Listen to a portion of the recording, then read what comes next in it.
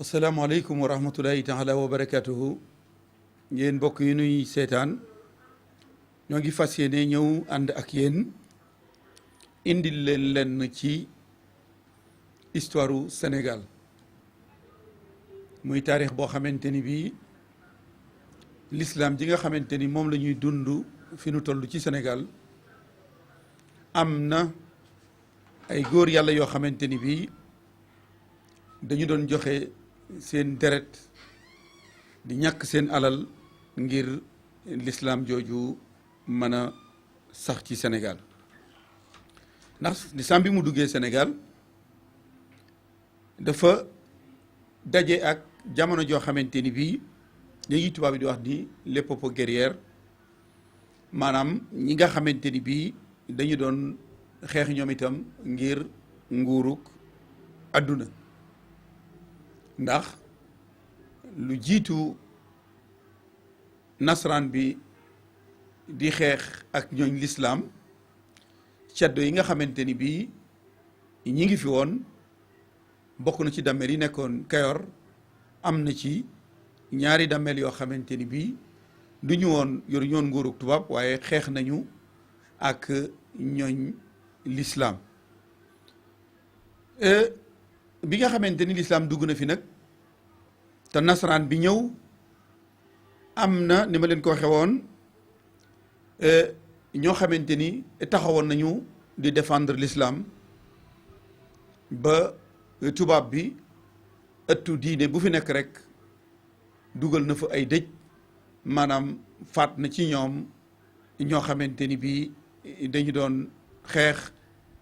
ngir baatub laa ilaha illa allah muhammadu rasulullah mën a sax drapeau l'islam boobu nag bu ñu seetee ñi nga xamante ni bii ñoo yoole seen deret ak seen bakkan l'islam ngir mu mën a taxaw ñi ci ëpp ñi ngi daanu ci armeb jàmbaar jooju góor yàlla bu mag ba di El Hadji Omar Foutiyou Tall taxawaay bi nga xamante ni bii taxawoon na ko ngir l'islam mën a taxaw yëbali ko woon ci tubaab yi waaye ñi nga xamante ni nit ñu ñuul la ñu woon sax te doonoon ay païens ay non musulmans doonuñu woon ay jullit daf doon jihaad ngir dugal leen ci l'islam bi tubaab bi ñëwee am na diir bu yàgg boo xamante ni bii xeex doxul seen diggante waaye tubaab yi bañ gu ñu bañ l'islam tax na ngir mën a défendre seen commerce dem nañu ba xeex dox seen diggante ak jàmbaar jooju di El Hadji Omar Foutiyou Tall xeex yi ci gën a metti bokk na ci bi nga xamante ni góor yàlla bu mag boobu gaaw na nasaraan bi ci fort bi nga xamante ni bii tabaxoon nañu ko ca Médina léegi ci Mali la bokk nga xamante ni ay weer gaaw na fa tubaab yi wër leen ba sonnal leen lool waaye ngànnaay yi nga xamante ni moom la doon jëfandikoo dafa wuute woon lool ak ngànnaay yi nga xamante ni nasaraan bi moom la daan jëfandikoo ndax ñoom ay paaka ak ay xeej lañ yoroon te jamono jooju fekk na tubaab bi moom amoon na ay kanu amoon na ay mitrailleuse amoon na itam gaal yoo xamante ni bii ay bateau à vapeur la ñu doon daw ci ndox mi ngir mën a yóbbu seeni troupe amoon nañu itam ay ambulance amoon itam ay médecins yoo xamante ni bii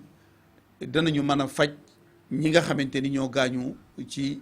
nasaraan bi maanaam ñi ci am ay blessures te loolu booba jullit yi ñooñu El Hadji Omar Foutiyou Tall amuñu ko woon ba tax na kon dañuy jukki tey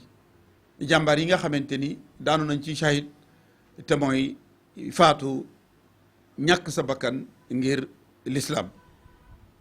ci weeru mars 1855 fukki nit ak ñaar faat nañu leen ci dëkk bu ñuy wax Marsa ak Dumbudu gaañ fa ñaar fukk ak juróom ci ñooñ El Hadji Omar Foutiyou Tall fukki fan ak ñaar ci weeru août ci même at mi 1855 fanweeri tukkuleur ak juróom-ñeent ñoom la ñu faat ci dëkk bu ñuy wax Ngana te loolu la ko waraloon mooy benn traitant tubaab boo xamante ni bii faatoon nañ ko fa bakkanam boobee tubaab yi fayoon nañ ko fanweeri bakkani jullit ak juróom-ñeent ci at moomu ba tey ci 1855 ci weeru août wa junni ci jullit yi tubaab yi faat nañu leen ci dëkk bu ñuy wax Kotiari ñaar fukki fan ci weeru août 1855 ba tey ku ñuy wax Seydou condamné nañ ko travaux forcés ñaar fukki at yoo xamante ni daf koy liggéey bu mu sëñ te bañ ci même weer wi août woowu ca ñaar fukki fan yi ak juróom-ñeent ba tey ci atum 1855 Demba Sey ak Samba Sey di ñaar ñoo xamante ni bii ñoo bokk ndey ak baay jàpp nañu leen condamné leen fukki at ak juróom ñuy liggéey bu ñu sëñ te bañ fukki fan ak ñeent ci weeru septembre 1855 Jacques Guernier doonoon tubaab arrêté nañ ko jàpp ko lan moo tax ñu jàpp ko dañoo waxoon ni daf doon collaborer ak El Hadji Omar Foutiyou Tall dafa amoon cofeel ci moom loolu moo taxoon tubaab boobu ñu doon wax Jacques Guernier ñu jàpp ko ñaar fukki fan ak juróom-ñett ci weeru septembre 1855 ñooñ El Hadji Omar Foutiyou Tall ñu bari ci ñoom faatu nañu ci dëkk bu ñuy wax Njàngaan benn fan ci weeru octobre 1855 dëkk bu ñuy wax Gagny faat nañu fa ñu baree bari fukki fan ci weeru octobre 1855 ci bi juróom-ñaari waxtu tegalee fanweeri minute ci suba sëriñ bu mag bu jege woon El Hadji Omar Foutiyou Tall dañu ko faat ba noppi taxan matt génne waat dëkk bi ba ñu génn ci penc bi ñu taal ko lakk ko jëf ju ñaaw jooju tubaab yi ñu ngi ko jëf ci fukki fan ci weeru octobre ci atum 1855 ñu teg ca ñeenti fan fukki fan ak ñeent ci weeru octobre 1855 Amadou Abdoulaye Ali moom dañu ko jàpp taxawal ko ca pencum Bakel fusillé ko maanaam fetal ko mu daanu ñetti fan ci weeru novembre 1855 fukki sëriñ ak ñaar la ñu expulsé génn leen Fuuta ni leen dootu leen fi jaar li ko waraloon mooy dañoo takkoon ay insigne maanaam weer ak biddiw yi nga xamante ni bii moo doon insigne u El Hadji Omar Foutiyou Tall ñu takkoon ko loolu moo tax ñu expulsé leen génne leen Fuuta ñaar fukki fan ak juróom benn ci weeru novembre 1855 ku ñuy wax Makhtar Samba ci lañu ko déporté yóbbu ko Gabon kañ doon wax Mamba ñu déporté ko yóbbu ko Grand Bassam ci Côte d'Ivoire fukki fan ci weeru décembre 1855 ku ñu wax Samba Sey ci la ñu ko atte déporté ko maanaam génne ko yóbbu ko Goyane di benn dun bu bokk ci France gannaaw ba ñu ko attee condamné ko ci liggéey bu mu sëñ ta bañ muy travaux forcés gaal gi ñu ko dugaloon doon ko yóbbu Goyane moo ñeenti prisonnier bi gaal gi demee ba ci digg géej gi tubaab bi dañu jël ay xeer yu mag boole ko ak Samba Sey moomu ak ñeent ña mu àndaloon takk leen ak ay xeer yu mag diigal leen ci biir géej gi ñu suux ñàkk seen bakkan ci ñàkkin wu metti fukki fan ak juróom-ñett ci weeru décembre 1855 fukki nit yoo xamante ni ñu ngi dëkkoon ci dëkk bu ñuy wax Jomaane ñoom itam faat nañu leen ñaar fukki fan ak benn ci weeru mars 1856 juróom-ñeenti prisonnier yoo xamante ni juróom ña ay kilifa yu mag la ñu woon yu jige woon El Hadji Omar Foutiyou Tall jàpp nañu leen taxawal leen benn par benn di fetal ñuy daanu ba ñu jeex ñoom juróom-ñeent yooñee juróomi fan ci weeru avril 1856 ñaar téeméer nit ñooñu El Hadji Omar Foutiyou Tall ñoom la ñu bett ci dëkk ba ñu doon wax Naya taal dëkk ba lakk ko ci seen kaw ñoom ñaar téeméer ñooñee kenn génnut. juróom-benni fan ci weeru avril 1856 dëkk bi ñuy wax Gidimaxa lakk nañ ko, ñu ëppoon ca dëkk ba ci lakk googee ca la ñu faatoo. fukki fan ak ñett ci weeru avril 1856 téeméeri soldaar ak juróom fukk ñooñu El Hadji Omar Foutiyou Tall ñoom itam faat nañu leen. juróom-ñaari fan ci weeru mai 1856 ci bi ñeenti waxtu tegalee bi ñeenti waxtu ci fajar jotee fukki nit ak ñett faat nañu leen, fanweer ak juróom ñu gaañ leen, jàpp fa ñetti prisonnier. ba ñu leen jàppee dañu leen a décapité, mooy dagg seen cër yi bopp ba loxo yaak tànkee benn par benn waxtu rek gannaaw ba ñu leen jàppee ci dëkk bi ñu doon wax Sénédébou. ci la ñu leen jëf ju ñaaw jooju nga xamante ni ñoom nasaraan bi jëf nañu ko. fukki fan ak ñett ci weeru décembre 1856 ci bi fukki waxtu jotee am na gaal gu ñu doon wax le Serpent te amoon juróom fukki soldats yu ñu daan wax ay Bakiris, ci la ñu song dëkk bi ñu doon wax Yaakura lakk ko. lan moo ko waraloon dañuy wax ni am na ñu dëkk ca dëkk ba ñoo xamante ni dañuy jàppale El Hadji Omar Foutiyou Tall ci xeex boobu mu doon xeex ak nasaraan. ñu teg ci ay bis ñaar fukki fan ci weeru décembre 1856 ci la ñu détruire village boobu ñu doon wax Dioga Touré ak Arundu te gaal googu ñuy wax le Serpent moo faagaagal ñaari dëkk yooyu ba ñu jeex. ñaar fukki fan ak benn ci weeru octobre 1856 Njaay ku ñuy wax Njaayeen ak Biram Touré ci la ñu leen atte wax ni dañ leen di génne Sénégal yóbbu leen Goyane ngir ñu tëdd fa peine bi nga xamante ni bii moom la ñu war a tëdd. ñeenti fan ci weeru mars 1858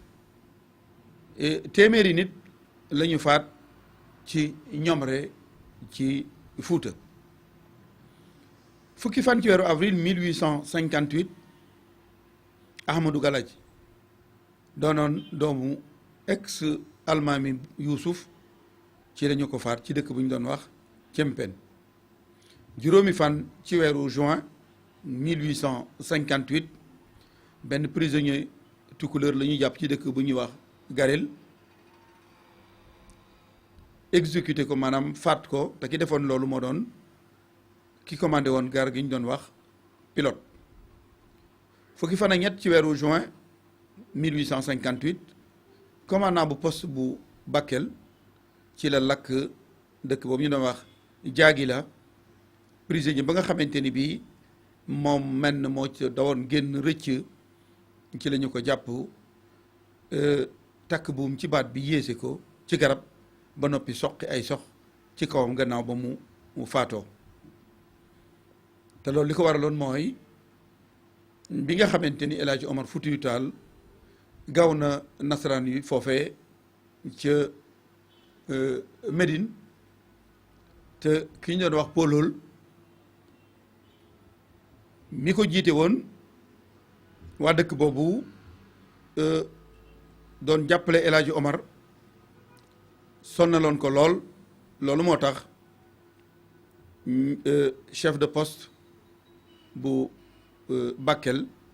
jëf ju ñaaw jooju. ci fukki fan ak juróom-ñaar ci weeru septembre 1858 benn tukulóor la ñuy jàpp yéese ko takk buum ci baat bi takk ci garab diggante dëkk bu ñuy wax Njaaxal ak Paal. benn fan ci weeru décembre 1858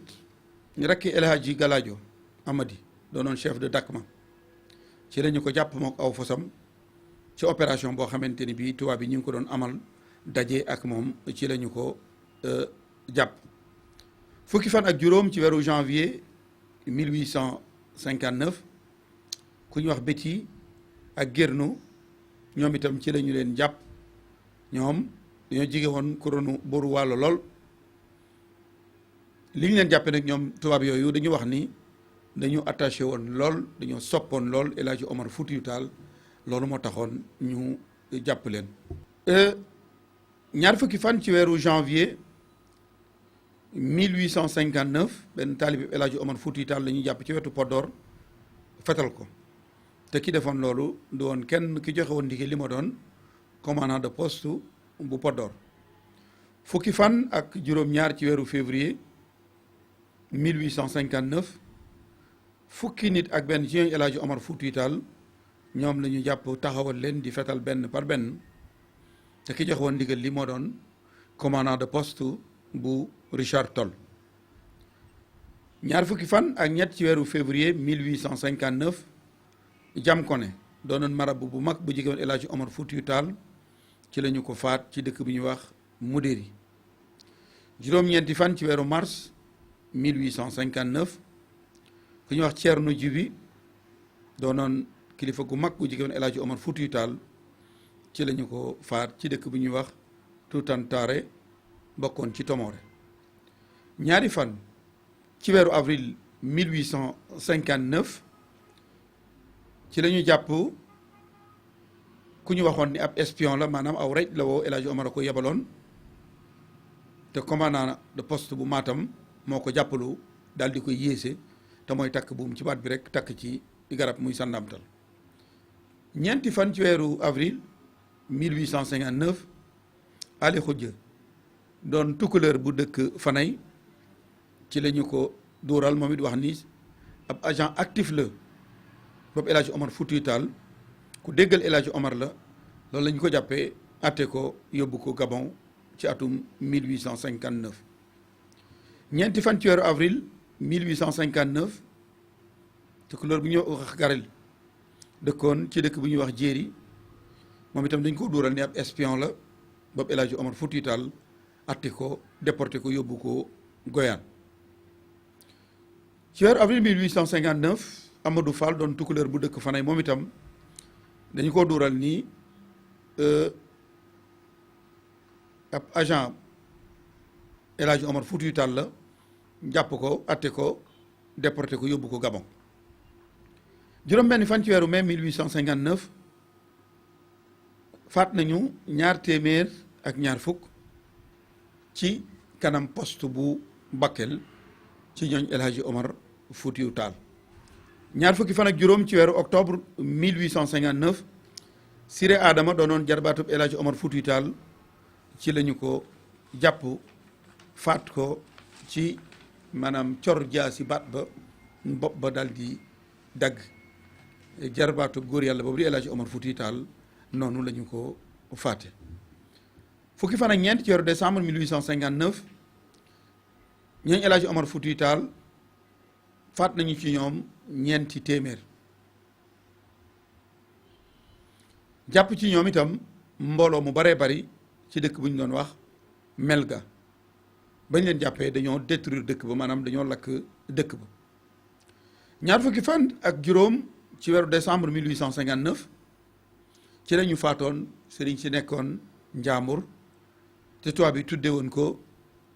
révolte des marabouts du Njàmbur ci la ñu faat sëriñ Louga ak sëriñ su baree bari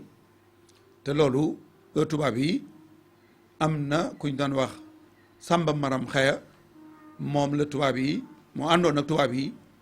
jëf jooju moo ko dox ba ñu xëy woo sëriñ si ni ñu leen dañu leen a soxla commandant leen woo ñu ànd ak seeni sant ba ñu demee ñu jox sant fos yo ni leen dellu leen dañoo am waxtaan wu ñu war a def ak ñoom sëriñ si keroog la ñu mujj xam ci ñoom dara seenu njaboot xamatuñ ci ñoom xamuñu kaw la ñu jëm xamuñu suuf la ñu jëm loolu mu ngi amoon ci ñaar fukki fan ak juróom ci weeru décembre 1859 ñetti fan ci weeru octobre 1862 ñetti téeméeri soldaar yoo xamante ni ñuy bokkoon ci armée Maba Jaxu Ba faat nañu leen ci poste bu Kaolack te la ko waraloon mooy Dameel Makoddu mi nga xamante ni teggee woon nañ ko ci nguuru Kayoor gi te fekk ne booba doomam ji ñu doon wax Samba Lawbe Fall doonoon buur foofee baayam ba mu ñëwee bëgg a jël nguur ga ci la xeex ak moom ànd ak El Hadji Omar Foutiyou Tall poste bi nga xamante ni Pinet-Laprade ñoom tabaxoon nañu ko ci Kaolack ñu song poste ba fekk kano yaa nga fa keroog 300 daanu nañu ci ñooñ Tafsir Maba Jaxu Ba ca Kaolack juróom-ñaari fan guddi juróom-ñaari fan jàpp juróom-ñetti fan ci weeru février 1864 góor yàlla bu mag bi nga xamante ni bii ñëwoon na Mbàkke Bawal ngir seede si ni dana feeñ ko tedd ki Xaadimu Rasuul Cheikh Ahmadou Bamba te waxoon ko waajuram Serigne Mor Anta Sali di El Hadji Omar Foutiyou Tall ci la réer dans les falaises de Bandiagara kon moom moomu nga xamante ni li ñu fi wax lépp ñoñom la ñu ñàkk seen bakkan ngir lislaam mu di ko taxaw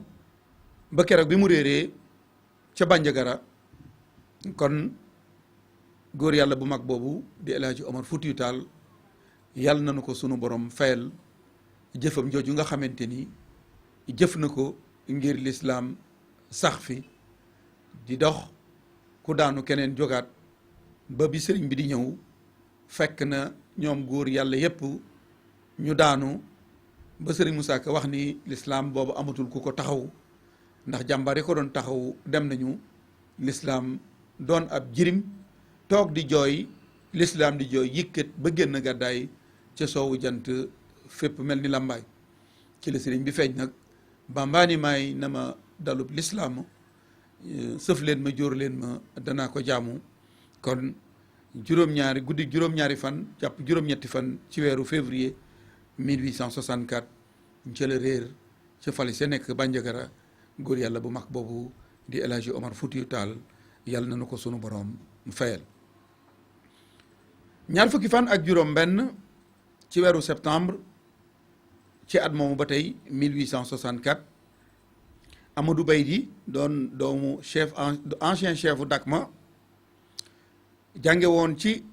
école fils des chefs yi nga xamante ni tubaab yi ñoo ko wutoon doon ci jàngal doomi buur yi ci lañu ko condamné expulsé ko génne ko colonie bi diirub ñaari at te loolu kenn def ko woon du may benn comptoir commercial bu ñu doon wax Assini ñoom ñoo ko condamné woon nga gis ni tubaab yi booba doonal ab tubaab rek décision bu la neex jël ndax ab comptoir commercial lañ ca xamoon mooy def commerce waaye atte nit di ko expulsé di ko génne ñoom amoon nañu pouvoir yooyu ci jamono jooju ñeenti fan ci weeru juin 1865 ñeenti téeméeri partisan ñu Ceerno Ibrahima faat nañu leen ca Mudiri góor yàlla bu mag bi di Ceerno Ibrahima Kan moom la Serigne Mor Anta Sali tuddee borom Daarul Muxti li desoon ci ak njabootam léegi ci biir Mauritanie la ñu nekk ñaar fukki fan ci weeru avril 1867 ñaar téeméeri partisan yu Tafsir Maba Jaxu Ba faat nañu leen ca Cofat fukki fan ak juróom-ñaar jàpp fukk ak juróom-ñett ci weeru juillet 1867 ci la daanu tafsir bu mag boobu di Tafsir Maba Jaxu Ba di ko sonnoon ngir lislaam taxaw di ko sonnoon ngir bëggoon a taxawal ab état islamique ba loolu moo taxoon mu dajale woon sëriñ sépp yóbbu leen Saalum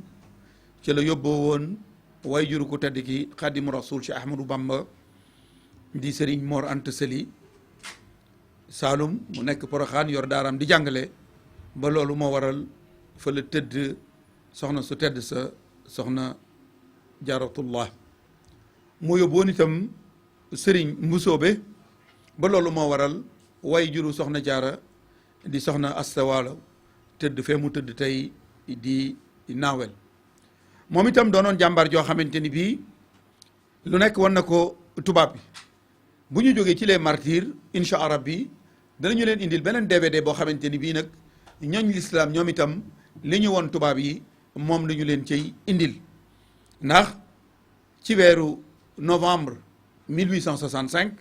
Tafsir Maba Diakhou Ba mi xeex na ak Pinet-Laprade la bataille de Paoskoto xeex boobu nga xamante ni ci la borom Daaru Muxti feeñ rey ci ñoom loo xamante ni kenn xamul nu mu toll Pinet-Laprade mu jam ko ci mbaggum càmmooñ ma mu daw mook soldaar sa ba làqusu ji poste bi nga xamante ni bii moom la leen doon wax ni moo nekk Kaolack te keroog ba ko Tafsir Maba Diakhou Ba songee ñu faat ci ñoom 200 kon incha allah bi ginnaaw DVD bi danañu leen indil beneen boo xamante ni bii nag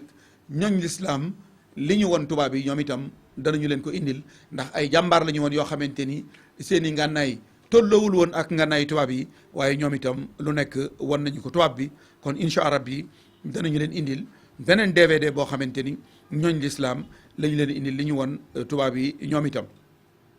fukki fan ak juróom-ñett ci weeru juillet ci atum 1867